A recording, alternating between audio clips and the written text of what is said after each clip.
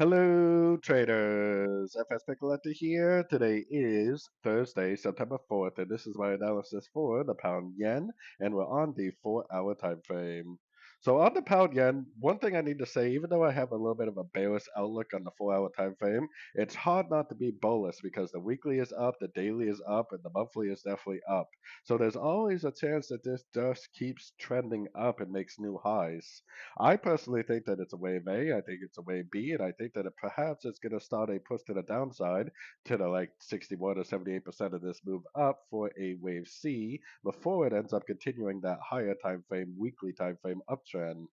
So going down to the 1 hour time frame, since I am a little bearish on the 4 hour time frame, I got my Fibonacci retracement on here. It looks like a possible wave A. It looks like possibly three waves down for a B. If this goes up to either the 78 or the 61% fib, breaks to the downside, then that hopefully would be the end of an ABC correction and perhaps the beginning of a pretty decent move to the downside for a wave C, just like what I was drawing out on the 4 hour time frame. So, anyways, don't forget to check out my website linked over here in the corner. And as always, thank you for watching and happy trading.